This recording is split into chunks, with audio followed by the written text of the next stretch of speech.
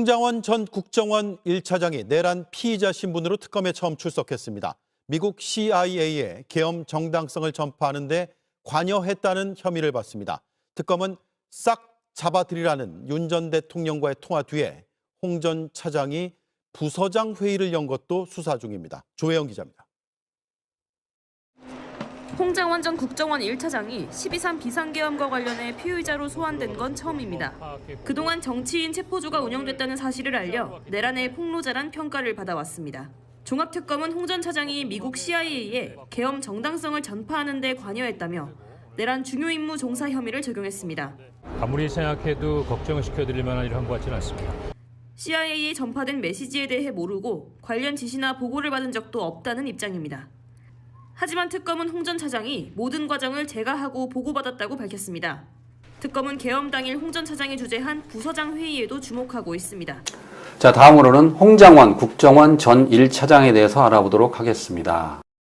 우리가 알고 있기로 홍장원 전 차장이 윤석열 관련해서 체포조를 국회에서 폭로를 해가지고 탄핵을 이끈 어떻게 보면 1등 공신 가운데 한 명인데 그렇죠. 다름 아닌 이 홍장원 전 차장이 내란 피의자로 입건됐습니다. 그 내용은 내란과 관련된 내란을 옹호하는 메시지를 미국 CIA에 전달하는 그 과정에서 홍장원이 관여했다는 의혹인데 많은 국민들이 지금 충격을 받았습니다. 어떻게 보세요?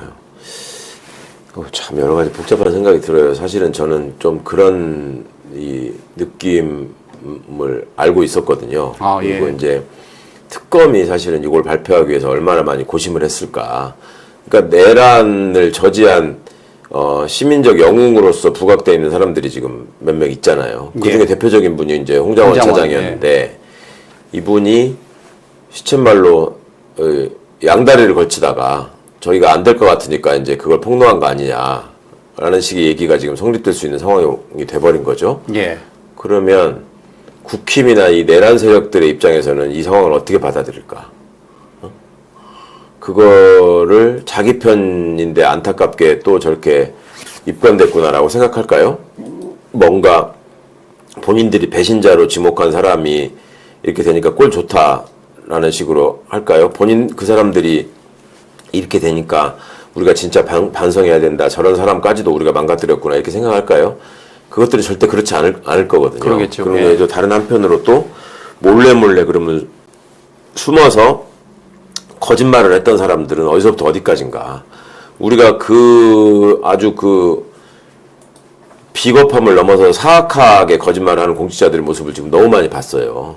한덕수, 최상목, 이상민, 할 거 없이 그 뻔뻔한 거짓말들을 법정에서 건 여러 번 토해내는 국회에서건 그렇게 하는 거를 많이 봐왔는데 그 외에 직급이 그렇게 높지 않은 사람들도 예를 들어서 별 하나짜리 1공수여단장 이런 사람 국회에 와가지고 막 엉엉 울었잖아요. 어쩌다가 저희가 다시 쿠데타 부대에 오명을 썼는지 모르겠다느니 이러면서 울었는데 알고 보니 자기가 출동시킨 주역이었고 그 다음에 국방위에서 당시 조국 의원의 질문에 대해서 그 기무사 방첩사 수뇌부는 체포를 해서 할 지하 공간이 방첩사에 없다라고 하고 넘어가려고 하는 거를 갑자기 손들고 일어나가지고 방첩사 수사단장이던 해군 준장이 그 수방사 벙커를 쓰려고 했다라는 얘기를 폭로를 했었단 말이에요. 그 사람도 알고 보니까 중앙선관위에 빨리 출동해야지 뭐하냐고 출동 안 하고 미적거리는 사람을 발로 차서 막 버스에 태우고 이랬던 사람이에요. 그런 사람이 한둘이 아니야. 또 나와가지고 그 방첩사 1처장이라는 친구는 준장 진급 예정자였는데 중앙선관위 출동을 하려고 할 때 법무실하고 상의를 해봤더니 이거는 헌법과 법률에 위배되는 거라서 영장주의에 반하는 거라서 우리는 안 갔다 이런 식으로 얘기를 했는데 알고 보니 법무실이건 뭐건 다 함께 가도 된다라고 했던 사람들이었다.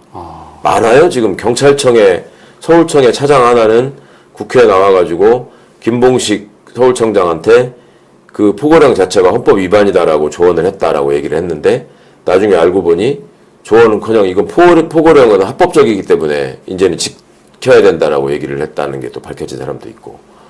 그러니까 이게 지금 도처에 막 이렇게 있어가지고 이 뿌리를 정말 어떻게 다 뽑아내고 깨끗하게 씻어낼 수 있을 것일까 하는 걱정이 드는데 사실은 그 걱정이 있었죠. 이제 지금까지 내란 특검이 국정원장님이 했던 거에서 못한 거를 안 한 거를 종합특검이 지금 하고 있는 거잖아요. 예. 근데 내란 특검은 현장에 출동했던 경찰, 군인, 그다음에 그때 직접적으로 윤석열하고 대면하면서 행동했던 자들 중심으로 수사를 했었단 말이에요. 근데 그때 우리가 그걸 보면서도 아니 그러면 청와대 안보실이 거기서 지금 빠져 있었다는 거냐.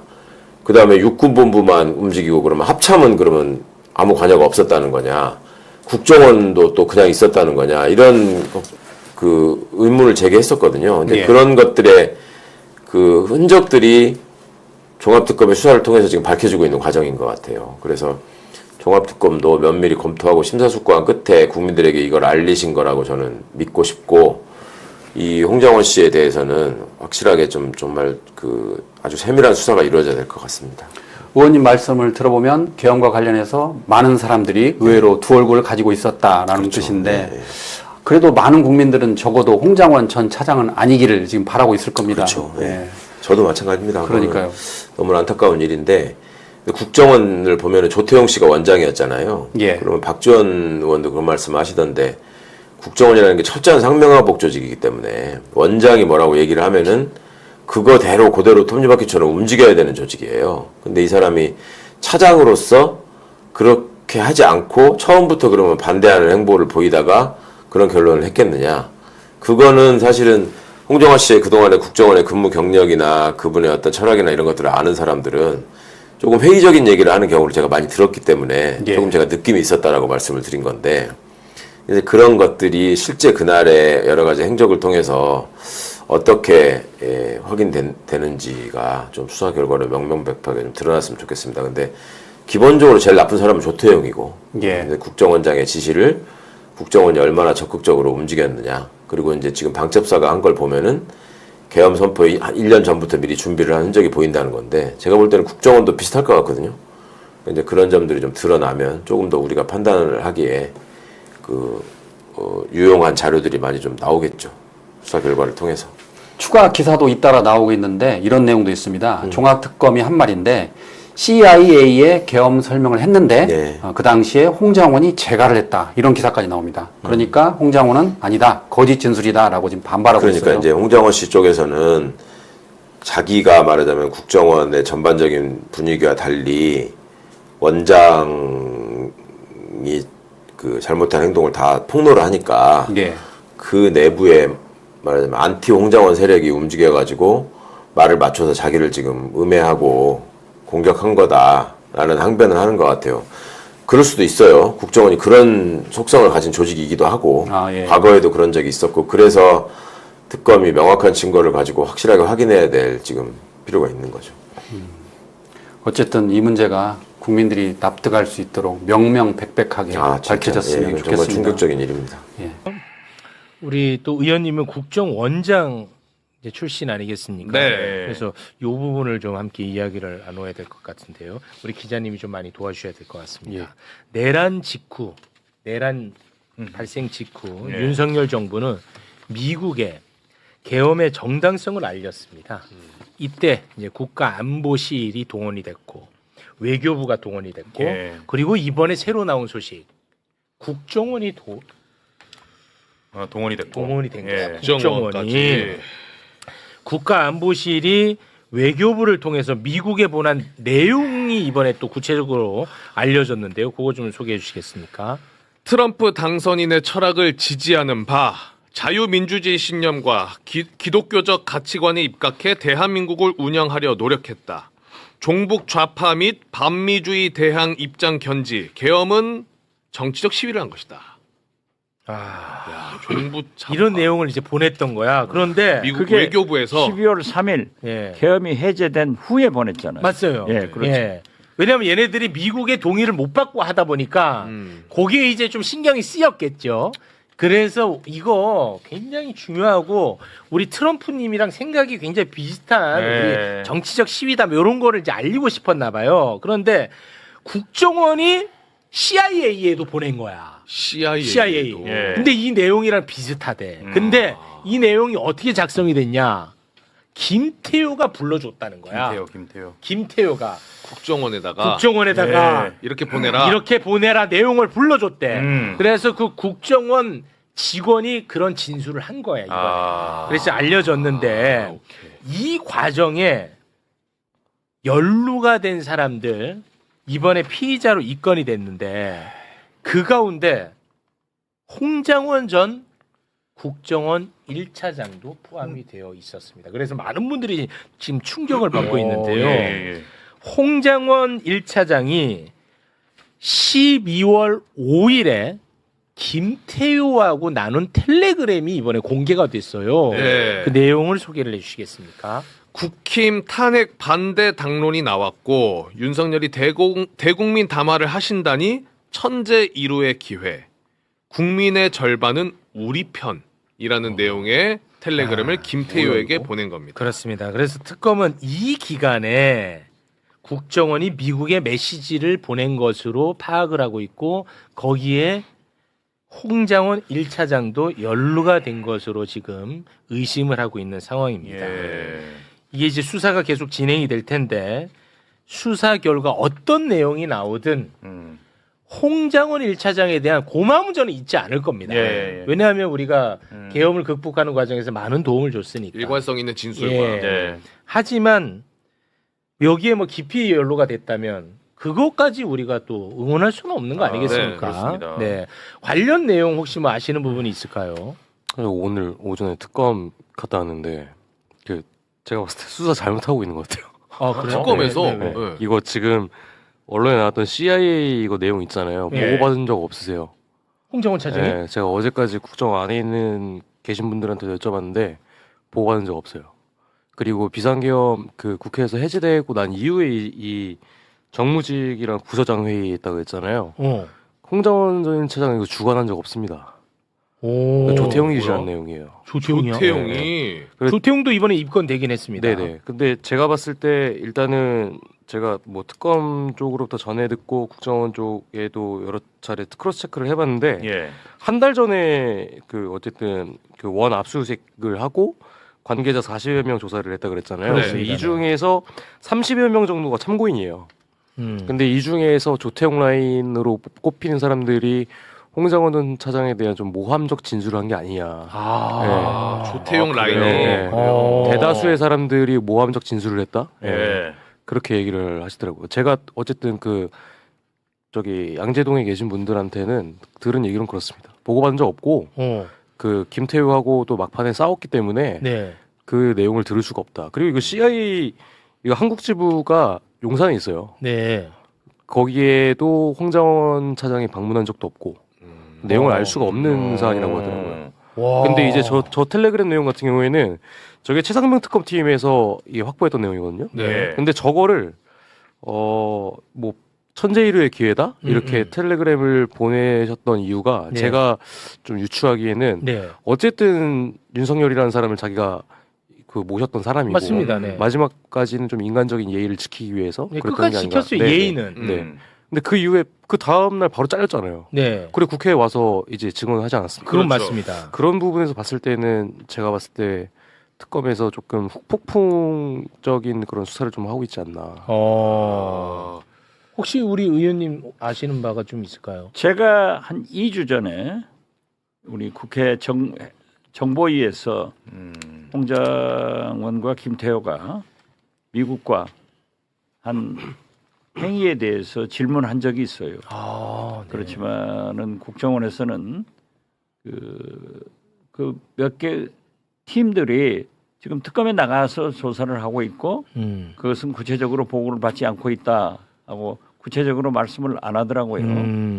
그런데 저도 조금 다른 얘기를 특검 측으로부터 들은 것은 상당하니 홍장원이 미국과의 관계, 김태효하고 연락해서 관계가 있다.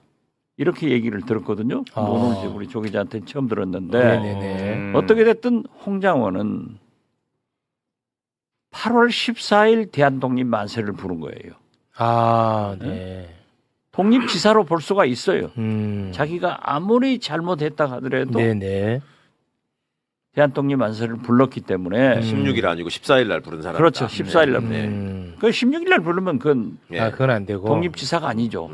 그래서 정상은 참작할 여지가 있다. 여지가 있지만은 이 내용은 조금 더 특검의 발표를 보아야 될 거예요. 그래야 되겠네요. 저도 그쪽 사람들을 만나기로 했다가 지금 지방선거니까 당신들하고 만났다가는 오해의 소지가 있으니까 만나지 말자. 네. 지방선거 끝나고 만나자 했는데 아무튼 썸띵은 있는 것 같아요. 요건 좀 신중하게 저희가 봐야겠군요. 신중하게 접근해야 요건 신중하게 접근해야 될 것 같아요. 조마조마한 마음으로 다들 보고 그러나 있고. 홍장원 1차장에 대해서는 저도 제가 잘났고 복직 요원하는 것을 제가 안 됐거든요. 네. 나쁜 짓을 많이 한 사람이에요. 또 이 해외 공작금 연루도 있고 그렇지만 그것은 밝힐 필요가 없는데 어떻게 됐든 8월 14일 대한독립 만세를 불렸다가 하면은 저는 과거에 그 전에 잘못이 있다 하더라도 네. 상당히 정상을 참작할 필요가 있다. 네. 독립지사의 예우를 해도 된다. 이런 생각을 하는데 조금 더 특검의 수사 결과를 좀 지켜봐야겠죠. 지켜보면 제가 듣는 것하고는 조금 다른 것 같아요. 그리고 이제 하나 더 말씀드리고 네. 싶은 게 예. 그 저희가 지금까지 언급했던 내용 중에서 개헌 버스가 2차 겸 가능성이 있는 거 아니야? 그 얘기를 했었잖아요. 그렇습니다. 근데 이 그 국정원 안에서 정무직이랑 이 부서정 회의도 국회 본회의 그 해제가 되고 나서 했어요. 그러니까 이 회의조차도 2차 겸으로 국정원이 이게 동원되려고 했던 게 아니냐. 특검에서도 좀 그렇게 보고 있는 것 같아요. 그리고 여기서 이제 중앙합동정보조사팀 5개조로 30명을 파견 보내려고 했고 계엄사 합수분에 총 국정원 인원 80명을 이제 파견 보려고 했던 것 같은데 이 부분에 대해서 홍창님은 반대를 하셨던 걸로 저는 알고 있습니다. 그렇습니까? 예, 예. 그러니까 부서정회의를 만약에 참석을 하셨다면 하실 수밖에 없어요. 직급이 애초에 그 정도 되어 있고 대통령이라던가 원장의 지시가 있었기 때문에. 근데 거기서 선제적으로 본인이 이 회의를 개최했냐? 그건 아닙니다. 조태용이 지시한 내용입니다. 그거는 명확하게. 네. 근데 어쨌든 특검에서 그 방금 의원님께서 말씀하셨던 것처럼 제가 들었던 내용도 홍장원 차장은 미국과의 관계를 끊으려고 했던 사람은 아니에요. 그건 아니고. 근데 다만 뭐 계엄이라던가 이런 불법적인 위법적인 이런 그런 것들이 국회에서 본인이 증언을 상당히 많이 했었는데 그러면 국정원이 계엄에 이런 내란 행위에 동원되는 거에 애초부터 그러면 아예 좀 거리감을 좀 멀리 두고 행동을 했냐 잘 모르겠습니다. 그 부분까지는. 그건 안 될 수도 있어요. 그건 국정원은 제가 원장을 해봐서 알지만 네. 상명하복이에요. 그렇기 때문에 대통령과 원장이 지시하는 것은 차장도 일종의 원장의 입장에서 볼 때는 실무자 취급합니다. 그분들이 쫙 내려가니까 거기에 김태효라는 이 작자가 많은 잘못을 하고 있는데 이게 지금 안 나타나고 있는 거죠. 그러나 이번 2차 특검에서 김태효를 정조준하고 있는 것 같아요. 네. 그리고 수사팀도 거기를 보고 있으니까 이번에 잘 밝혀지리라고 보는데 홍장원 독자적으로는 그런지 못할 거예요. 대통령이 시키든지 지시가 혹은 있었지 않겠느냐. 조태영 국정원장이 시키든지 하죠.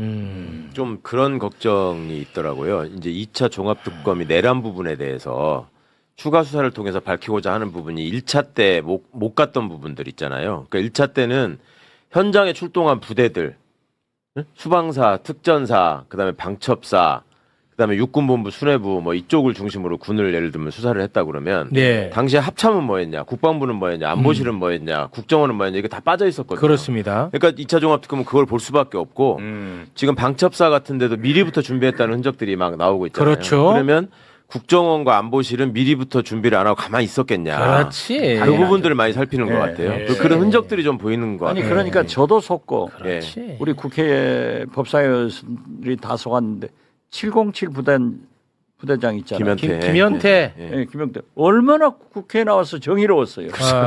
출마했잖아요. 그런데 싹 김현태. 나중에 보니까 진짜 그러니까. 나쁜 김현태는 다들 일공수회단장 막 울었잖아. 나중에 보면 지가 다 지시한 거고. 그렇죠. 근데 의원님 김현태는 왜 안 잡아가는 거예요? 글쎄 나도 모르겠어요. 그 특검들이 하는 일이라. 그런데 아무튼 정치권에서 특검을 뭐 간섭할 수는 없지만은 나중에 이제 다 나오죠. 나는 이 자체가 나는 지금 받아들일 수가 없어요. 실제로 걔는 출동을 했던 계엄군인데 때려부시고 들어온 다 때려부시고 맨 했더랬는데. 처음에는 국방부 검찰단에서 구속을 했어야 되는데 예. 김동혁이가 구속영장 청구를 안 한 거고 네. 맨 처음에는 네. 그 다음에는 내란 주요 임무 종사로 기소가 돼버렸기 때문에 이제 법원으로 구속 권한이 넘어가는 거예요. 그래서 특검이 신청을 했다고 법원에다가 네. 그렇게 되는데 법원이 반응을 안 해요 지금. 와, 이거를 그런 걸 이거를 어떻게 받아들이냐는 거야 나는. 선거 나왔어 지금. 근데 이게 받아들일 수가 정확하게 없어요. 정말. 그 아직도 밖에 있다는 게. 아. 제가 들었는데 이제 그 특전사 동기들이나 선후배들이 김현태를 만나서 얘기를 했답니다. 정신 차려라. 예. 그러니까 네가 지금 이게 하는 짓이 부대와 부하들한테 지금 엄청난 불명예를 주고 있다. 그건 맞습니다. 김현태가 내가 살 길은 이거밖에 없다. 나는 요렇게 가야 된다. 내가 살 길은 그러더라는 거예요. 살 길이 죽을 길이죠. 그러니까 길이야. 이제 생각이 얼마나 짧습니까? 예. 그리고 2차 특검도 지금 하지만은 아직 밝혀지지 않는 게 많으니까 네. 기한 연장하면 되는 거예요. 예. 어제 참 놀란 게 하나 있었는데 종합특검이 지금 국정원이 CIA에 계엄 정당하는 문서를 보낸 것과 관련해서 조태용 전 국정원장을 조사하려고 하는 것 발표하면서 홍장원 차장까지도 피의자로 지정을 해서 통보를 했습니다. 지금 내일 모레 소환 통보를 했는데 이걸 보고 많은 국민들이 정말 놀랐죠. 아니 홍장원이 제가 어제 그렇게 얘기를 했죠. 나는 아직도 믿고 싶다. 홍장원 차장이 그랬을 리가 없다고 믿고 싶다. 그리고 지금 홍장원은 우리 마음속에 영웅으로 남아있는데 만약에 그런 의심이 있다면 뭔가 불러서 조사를 한 다음에 이야기를 하면 좋지 않았을까. 왜 지금 피의자로 불렀을까 아쉬워했어요. 그런데 제가 그러면서 그런 추론을 했죠. 아마 그것과 관련해서 몇몇 사람들 진술을 받았는데 전부 다 홍장원의 책임이 있는 것처럼 얘기를 했기 때문에 피의자로 특정하지 않았을까. 그러면 지금 국정원 관계자들의 진술을 받을 때 과연 홍장원을 비호하고 두둔할 사람들이 얼마나 있겠습니까? 저는 그런 사람들의 진술을 바탕으로 그냥 소환한 것, 이건 좀 문제가 있지 않나, 그런 아쉬움을 토로했는데 오혁진 기자가 이 특검 수사가 좀 문제가 있는 것 같다라고 지적을 하더군요. 한번 들어보시죠. 특검 갔다 왔는데 제가 봤을 때 수사 잘못하고 있는 것 같아요. 아, 그래요? 특검에서 네. 이거 지금 CIA 이거 내용 있잖아요. 예. 보고받은 적 없으세요? 홍장원 차장이? 네, 제가 어제까지 국정 안에 있는 계신 분들한테 여쭤봤는데 보고받은 적 없어요. 제가 봤을 때 뭐 특검 쪽으로부터 전해 듣고 국정원 쪽에도 여러 차례 크로스 체크를 해봤는데 한 달 전에 원 압수수색을 하고 관계자 40여 명 조사를 했다 그랬잖아요. 그래서 이 중에서 30여 명 정도가 참고인이에요. 이 중에서 조태용 라인으로 꼽히는 사람들이 홍장원 차장에 대한 좀 모함적 진술을 한 게 아니냐. 조태용 라인에 대다수의 사람들이 모함적 진술을 했다? 그렇게 얘기를 하시더라고요. 제가 들은 얘기는 그렇습니다. 보고받은 적 없고 김태우하고 또 막판에 싸웠기 때문에 그 내용을 들을 수가 없다. 그렇지 않습니까? 시기적으로도 홍장원 차장은 곧바로 잘렸잖아요. 그런 상황에서 저기에 개입했을 것이다. 어떻게 생각하세요? 그러니까 저도 이 기사를 보면서 좀 종합특검이니까 말 그대로 이제 윤석열 내란과 관련된 직간접적인 사건들, 미진한 부분들을 모아서 이번에 이제 종합특검으로 하고 있는 건데 이 수사의 방향성이 좀 이게 과연 맞느냐 이런 저도 의구심이 들었고요. 무엇보다 홍장원 전 차장 같은 경우는 제 기억에도 윤석열의 내란이 발발하고 한 이틀인가요? 그때부터 나와가지고 전화가 왔다라는 내용부터 지금에 와서 보면 다 사실로 드러난 내용들을 일관되게 진술한 분이고 그 이후부터도 그 정말 윤석열 대드락부터 윤석열이 뭐 구속 취소 인용 결정 나와가지고 다시 또 구치소에서 걸어 나오고 하던 이 모든 위기의 순간 때마다 그때 윤석열에 대한 그 치부들을 다 이렇게 어떻게 보면 국민 편에서 증언을 했던 분이기 때문에 전 이분이 내란과 연관이 돼서 지금 수사를 받는다라고 하니까 이게 도대체 어떤 근거를 가지고 그러면 종합특검이 지금 소환을 하는 것이지 뭐 이런 생각이 들었고요. 말 그대로 아까 오혁진 기자님 말씀대로 어떤 사람들의 진술만 가지고서 그럼 저렇게 지금 피의자로 입건해서 뭐 수사를 개시하고 이렇게 한다라고 한다면은 조금 더 그런 크로스 체크나 어떤 그 진술들이 좀 오염됐을 가능성도 한번 좀 보면서 이거 수사를 해야 되는데 너무 좀 형식적으로 지금 접근하고 있는 거 아닌가? 전 상당한 지금 의구심을 좀 낳고 있는 종합특검의 행보 아닌가? 일단 그런 생각이 듭니다. 저는 이제 홍장원 차장님에 대해서 전혀 의심하지 의심하지 않아요. 전혀 의심하지 않고 일제 말씀하신 것처럼 뭐 조태용 관련해서 이쪽 라인이 허위 진술을 했는지 어쨌는지 뭐 이런 부분들 여러 부분들이 있는데 우선 이제 가능성일 뿐이잖아요. 우리가 지금 알고 있는 거는. 근데 우선은 그렇다고 해서 뭐 특검이 수사를 잘못하고 있나 그렇게까지는 생각하지는 않는 게 우선 이제 크로스 체크를 해보려고 해도 사실은 당사자 진술이 가장 중요하게 마련이고 그리고 뭐 여러 가지 관점에서 봤을 때 우리 홍장원 차장님께서 업무를 진행하는 과정에서 내란에 이르기 전 단계. 그러니까 본인께서 말씀하셨듯이 나 윤석열 좋아했다. 해달라는 거 다 해주고 싶었다. 이 해달라는 거 다 해주는 과정에서 본인이 윤석열이 선을 넘어가는 어떤 라인 그 라인이 있기 전 단계의 행위에서 사후적으로 봤을 때 이거 혹시 내란 동조 아니야? 이렇게 판단될 수 있는 어떤 부분이 있었을 수도 있어요. 근데 말씀드렸다시피 이제 그 부분에 대해서 불법성을 인식을 했느냐 안 했느냐 이런 부분에 대해서 여러 가지 좀 다툼의 여지가 있기 때문에 뭐 입건 자체가 이게 무리가 있다 이렇게 저는 단언하고 싶진 않아요. 단언하고 싶진 않고 그리고 뭐 수사라는 게 뭐 여러 갈래로 가다가 이쪽 길이 아닌가벼 하고 다른 쪽으로 돌아가는 경우도 많고 하기 때문에 우선은 홍장원 차장님이 뭐 내란에 관여가 돼 있다라는 거 내란의 관여 이걸 행위 자체에 관여인지 이걸 판단을 내란인 줄 알면서 관여를 했는지 굉장히 좀 수사기관 단계에서는 차이가 많이 날 수밖에 없기 때문에 우선은 좀 조심스러운 추측이지만 저는 홍장원 차장님을 100% 믿습니다. 저도 홍장원 차장을 믿습니다. 100% 믿고 그리고 지금도. 설령 이분이 일부 가담이 된 부분이 있다 하더라도 홍장원 차장님이 했던 진술이 오염되는 게 아니에요. 오히려 더 강력해지는 거예요. 내가 불이익을 받을 수 있다는 사실을 인지하면서도 자기의 불이익한 것들을 발설을 할 수 있다는 거. 이게 이제 죄송합니다. 형법 총론에 보면 이제 합법으로 돌아오는 골든 브릿지 뭐 이런 표현을 하는데 말 그대로 이 이상은 넘어가면 안 돼라고 판단하고 우리가 이제 부와 정의 세계에서 정으로 돌아오는 과정에 있었다라고 판단할 수도 있기 때문에 우선은 저는 좀 중립적 입장에서 좀 특검 수사를 보겠지만 저의 확실한 입장은 저는 홍장원 차장님을 전혀 1도 의심하지 않는. 아니 근데 저는 이제 내란 특검에서 종합 특검의 내란 수사도 중요한 부분으로 되는 건데 뭐 홍장원 차장이 윤석열 정권에서 어쨌든 근무를 한 건 사실이니까 뭐 다른 혐의다 뭐 이렇게 해서 만약에 뭐 수사가 착수가 되고 이러면은 뭐 좀 저도 중립적으로 지켜보고 할 수가 있는데 이분은 내란의 폭로자거든요. 내란의 폭로자고 그때 입을 다 닫고 있었던 상황에 아마 곽종근 사령관 다음으로 이분이 제일 먼저 빠르게 했고 그 내란을 정리되는 과정에서 아주 중요한 그 폭로자 역할을 하신 분인데 이분이 다른 혐의도 아니고 그 같은 내란의 혐의자로 지금 갑자기 1년 반 만에 뒤집어지는 거는 이거 정말 논리적 정합성이 지금 전혀 맞지 않는 거 아니냐 이런 생각이 들어서 사후적으로 어떤 평가를 통해서 당시를 들여다본다라는 거는 좀 맞지 않고 저는 지금 수사를 하는 건 맞는데 12월 3일 그 내란의 당시 시점에서 이거를 좀 들여다보는 부분이 필요한데 그런 차원에서는 누가 봐도 이분은 내란의 폭로자의 지위에서 그것도 국민들 앞에 나서서 수사기관이 발동되기도 전에 국회에도 1월 달에 나와서 다 증언을 하셨고 또 그 이후에도 재판 과정마다 다 공개 발언을 하신 분이잖아요. 근데 이분을 내란과 엮어가지고서 어떤 피의자로 된다는 것 자체가 우리가 수사를 받아와서 알지만 피의자로서도 받는 고통도 심각한 거거든요. 이분의 명예도 있는 것이고 그래서 저는 조금 더 특검에서 이런 부분은 굉장히 좀 신중해야 되는데 너무 좀 형식적으로 이걸 보는 거 아닌가 뭐 그런 생각도 좀 듭니다. 그래서 이제 변호사님도 아시겠지만 이게 뭐 내부에서 어떤 진술이 있었는데 홍장원 차장님이 예를 들어서 입건을 안 했다 이런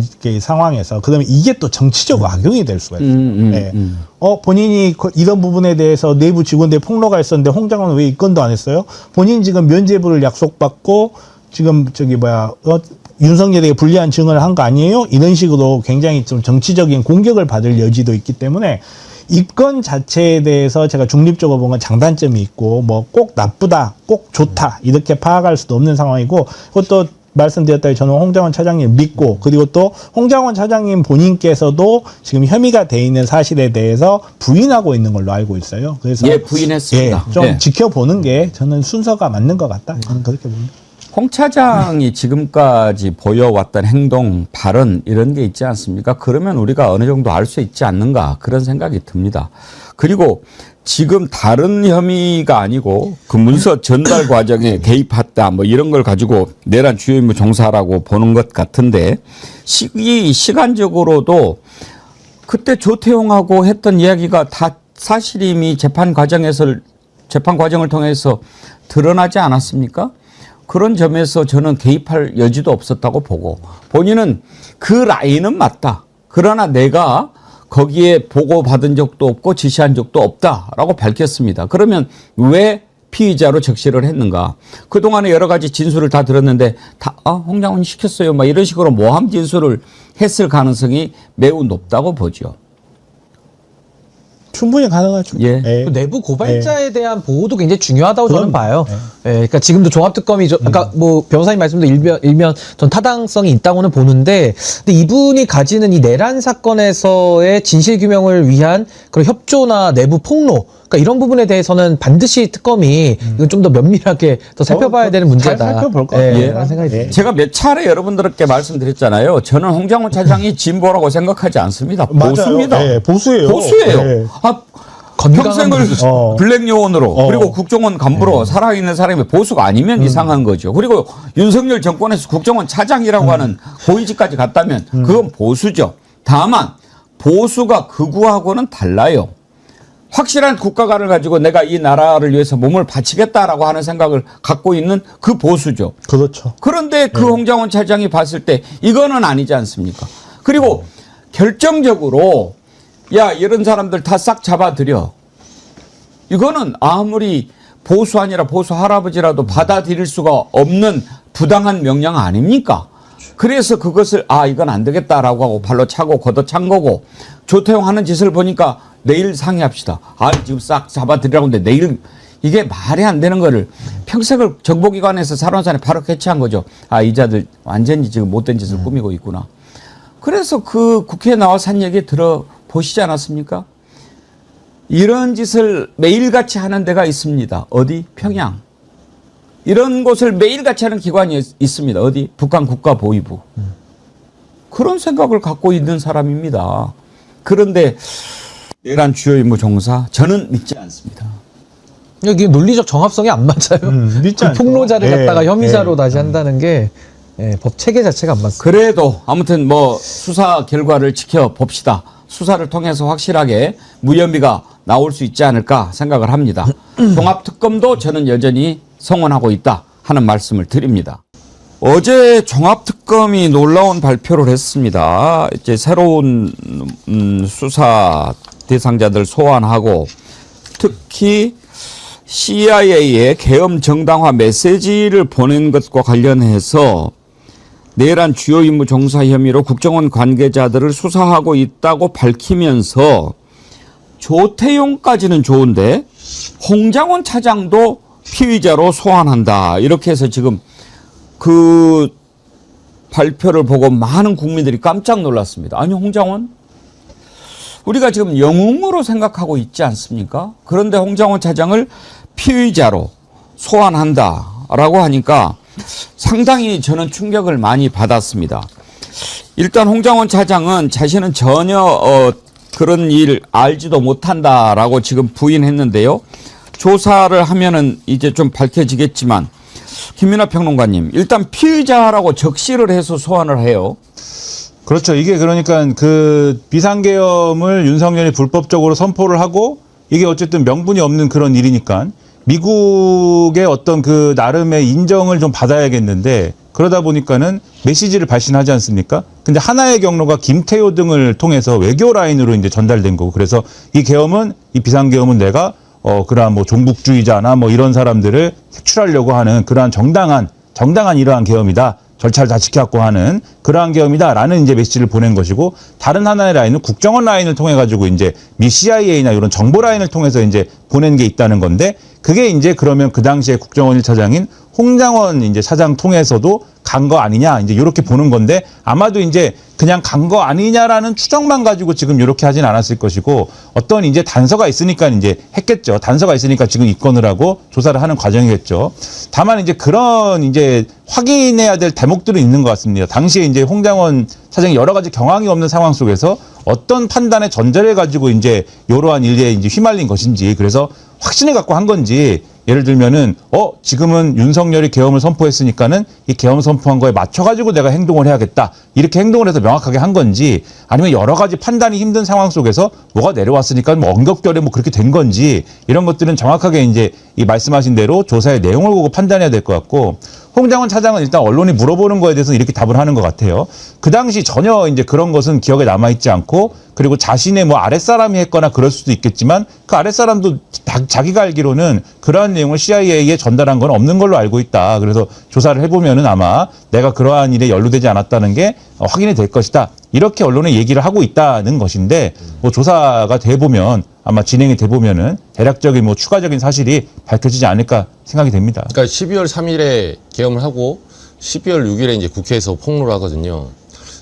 그리고 이제 그 사이에 12월 5일 날 이제 텔레그램을 보낸 거가 나와요. 이제 김민하 평론 말씀하신 대로 김태호 안보 1차장, 그러니까 외교라인에 대한 어떤 이 사람이 모든 소관이 있기 때문에 국정원 쪽에서 소통을 해야 되고 그러면 이 사건을 어떻게 봐야 되냐라고 해서 김태호에게 이제 보낸 텔레그램에 예를 들면 이거 뭐 국민의힘에서 탄핵 반대 당론이 나온다고 한다. 그러니 뭐 윤석열이 그 당시에 이제 대국민 담화 뭐 한 번 더 했었으니까 그 전날이었거든요. 그러니까 대국민 담화 한다니까 뭐 천재이루다. 왜냐하면 정권 입장에서는 탄핵은 일단은 안 시키면서 대국민 담화를 해서 질서 있는 퇴진을 하면 이게 좀 혼란 없이 내려올 수 있지 않을까. 이제 선회를 하자면 그런 메시지 같아요. 선회를 하자면. 그리고 뭐 나머지 이제 메시지 보냈다고 하는데 좀 더 수사는 필요해 보이는데 저는 기본적으로 구체적인 정황이 나오기 전에는 홍장원 전 차장에 대한 그런 너무 그러니까 입건을 시키고 조사는 하되 지금 너무 섣부른 예단은 조금 위험하다고 봐요. 저도 그런 생각입니다. 지금 홍장원 차장도 일단 입장은 밝혔죠. 기자들에게. CIA 등 해외 부서가 제 담당인 것은 맞지만 그런 지시를 한 적이 없고 또 산하 직원으로부터 CIA에 무엇을 전달했다는 얘기도 들은 적 없다. 그러면서 만약에 내가 CIA에 그렇게 옹호할 정도였다면 윤석열 지시를 따르지 않았겠냐 이렇게 이야기를 하거든요. 그리고 그 내란 이후에 홍장원 차장이 보여준 의연한 모습들 그런 태도 이렇게 보면 내란 주요 임무 종사로 엮기에는 너무 안 맞아요. 그래서 저는 어찌됐든 그 모습들을 아직도 많은 국민들이 기억하고 있는데 정말 확실한 혐의가 드러나서 발표를 하면 몰라도 그리고 조사할 게 있다면 다른 사람은 몰라도 조태용을 불러서 한다는 것은 공개할 수 있지만 홍장원 차장 같은 경우에는 일단 사실 확인이 필요하면 조용히 불러서 조사해보고 혐의가 있으면은 입건하고 없으면은 털어주고 이렇게 하는 것이 더 낫지 않았을까. 근데 홍장원도 피의자로 불렀다. 이렇게 얘기하니까 이거는 대체로 그런 경우에는 뭔가 확실한 걸 잡고 하는 거 아니에요? 근데 요 부분 이제 텔레그램에 대한 그 문서가 나왔기 때문에 이게 글자가 딱 나왔기 때문에 아마 특검에서는 이 그러니까 증거와 진술, 증언 중에 증거를 제일 1번으로 보거든요. 그러니까 입건을 시킨 걸로 봐요. 근데 저는 이제 진술이나 정황 보면 이 계엄 이 직후에 그 사태 자체가 정말로 우리나라는 이제 천지개벽할 정도로 최초에 있는 일이고 아마 국가에 이제 그 몸담고 있는 고위직일수록 그 판단이 쉽진 않았을 거예요. 잘했다는 건 아니지만 최소한 근데 초창기 보인 홍장원 전 차장의 모습들 정치인 체포조에 대해서 거부하고 이건 안 된다. 그날 당일 저녁에 12월 3일 당일에 보였던 모습 저는 그게 좀 더 진면목이라 보거든요. 근데 나머지 부분은 홍 전 차장이 또 해명할 건 해명해 봐야 되고 지금 이제 이정주 기자님이 증거라고 얘기한 게 이거죠. 홍장원 차장이 김태효에게 보낸 메시지예요. 네, 텔레그램 메시지. 텔레그램이죠. 교수님 정말 진심으로 말씀드립니다. 다행히 국힘 탄핵 반대 당론이 나왔고 오늘 대국민 담화를 하신다니 천재이루의 기회입니다.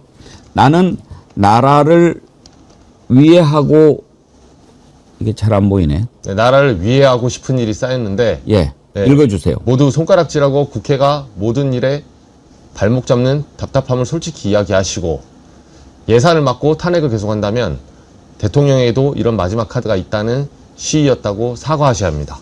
난 잘못한 게 없다가 아니고 부족해서 죄송하다고 하셔야 합니다.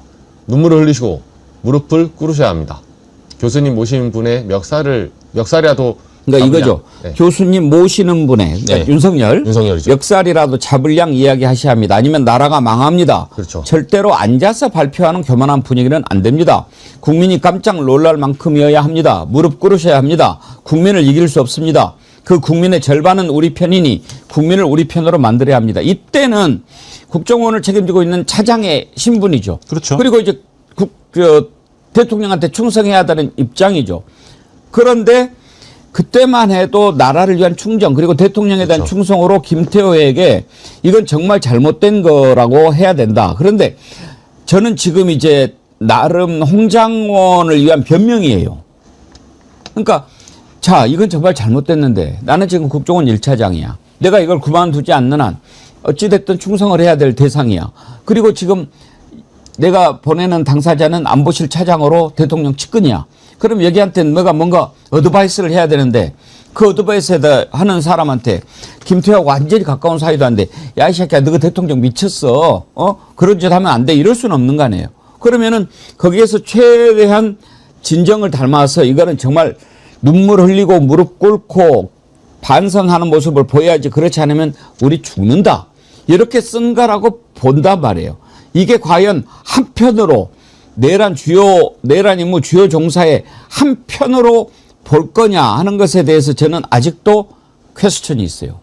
오늘 홍정원 전 국정원 1차장 그러니까 계엄 정당화시키는 메시지를 해외에 내보내는 어떤 부분에 있어서의 혐의를 가지고 종합특검의 피의자로 출석을 했습니다.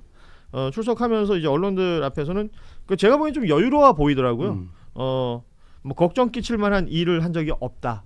그 12월 3일이라는 하룻밤이 굉장히 길었던 밤이지만 그래도 아무리 생각해봐도 없다. 이런 식의 입장을 냈던데요. 여기에 어떤 숨어있는 스토리가 있을까요? 아니, 그러니까 홍정원 전 차장이 지금 문제가 되는 게 두 가지잖아요. 본인이 김태호에게 보냈다는 텔레그램 메시지가 예. 마치 윤석열의 계엄에 대해서 찬성하는 듯한 그렇죠. 혹은 윤석열하고 뜻을 같이 하는 듯한 내용이 들어있었다는 게 첫 번째. 그러니까 홍정원 차장이 나와가지고 그동안 했던 말하고 완전히 반대되고 처음에는 그쪽에 좀 부역하려고 했던 거 아니냐. 이게 첫 번째 의심이고, 이제 두 번째는 그 비상계엄이 정당했었다라고 하는 거를 CIA인가 예. 외국에다 보냈다는 거잖아요. 근데 이제 그 내용은 자기가 진짜로 그 해외를 맞는 그 파티에 있었기 때문에 그러니까 홍정원 차장 아래 이제 해외 부서가 있었다고 하죠. 네, 그래서 이제 그런 것 때문에 보냈는지 안 보냈는지 확인해 보겠다. 이제 이런 차원에서 이 두 가지가 정말로 어떤 식으로 이 홍정원이라고 하는 사람의 그동안의 행동하고 연결되느냐 이제 이걸 보는 건데, 저는 홍정원 차장이 실제 이 내란을 척결하는 데 있어서 많은 도움을 주었고 양심선언 비슷하게 내부 고발 때 비슷하게 한 게 많이 있기 때문에 당연히 그 부분은 이제 오케이라고 생각을 하지만 또 실제 수사를 하다 보면 그게 아니라는 게 드러났으면 확인하는 건 맞다. 그래서 조태영에 대한 수사를 하다가 이게 지금 같이 그렇죠. 확인이 됐으니까 입건했다는 얘기여서 입건은 무조건 혐의가 있다는 건 아니니까 수사하는 건 맞다. 그리고 홍정원 차장이 이런 식으로 나 걱정 안 해도 된다라는 얘기를 한 걸 보면 이 사람이 어저께까지는 막 그 윤석열에게 부역하다가 갑자기 그 다음날 미쳐가지고 난 아니다 이렇게 해가지고 또 한다? 이것도 사실 생각보다 이렇게 쉬운 일은 아니거든요.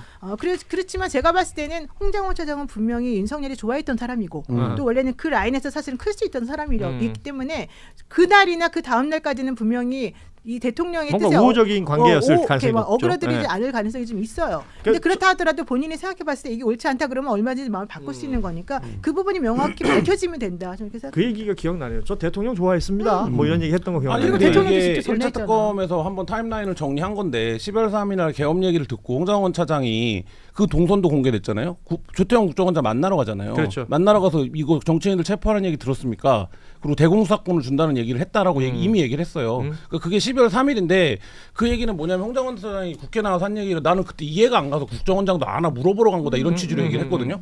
그 얘기를 한 게 12월 6일이에요. 예. 그 국회 와서 정보위에 와서 예. 그때는 뭐 청문회나 이런 게 아니라 정보위가 그냥 맞아요. 열린 예. 거니까. 그러면 사실 이제 홍장원 차장의 그 3일에서 6일까지 행보로 놓고 보면 어디에 섰는지는 나오고 근데 어떤 메시지에서 김태호 실장한테 다짜고짜 나 계엄에 반대합니다 뭐 이럴 수는 없는 거잖아요. 그러니까 거기서는 어떤 이제 말하자면 표현을 했을 수 있죠. 외교적인 표현이나 뭐 이런 걸 했을 수 있는데 사실 이제 그렇게 봐야 되고 더 확실한 거는 12월 6일 이후에 어떻게 된 겁니까?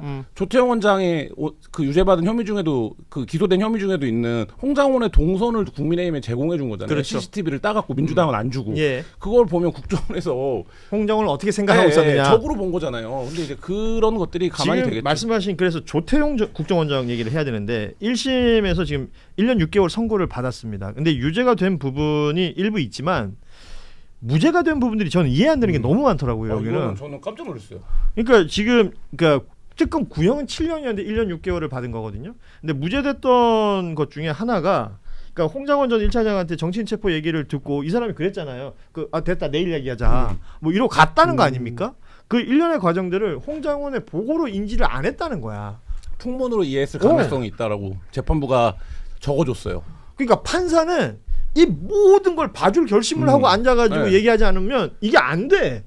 국정원 1차장이 그 밤에 국정원장을 따로 만나서 이 얘기를 했는데 이거를 국정원장이 풍문으로 인지했을 가능성을 배제하기 어렵다고 해버리면 나는 이거는 너무 이상해요. 네, 이거 말이 안 되죠. 이거는 저는 여태까지 뭐 내란 범죄 관련된 판결 중에 여러 가지 뭐 몇몇 문제적 판결이 있지만 이거 굉장히 문제적인 판결이라고 봐요. 예를 들면 그러면 뭐 다 빼줄 수 있죠. 다 풍문으로 그렇지. 인지했을 가능성을 배제할 수 없으면 그걸 명령으로 인지하지 않았다부터 네. 시작해가지고 네. 할 수 있는 말이 얼마나 많겠어요.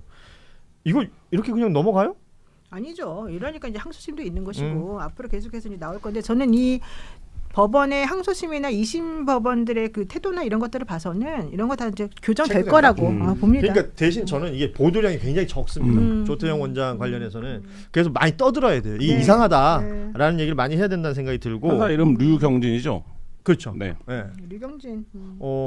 그것도 계속 떠들어야 되나? 판사 그렇죠. 이름도? 류경진 부장판사가 했던 이 판결 이상합니다. 지규현, 우인성, 류경진. 알겠어요. 괜찮은 분들도 있는데 그분들 이름도 우리가 언급해도 윤성식? 헷갈려. 뭐 이진관 판사 너무나 많이들 알고 계셔서 예. 아니, 그러니까 어쩌다 내가 판사 이름 이렇게 많이 외우게 됐을까? 아니 근데 진짜로 저는 1차장의 보고를 받은 국정원장이 야 이거 풍문일 수 있겠다. 이거는 진짜 이거는 바람결에 들려갔나? 거의 올해 문장 수준인 것 같아요. 참나. 네.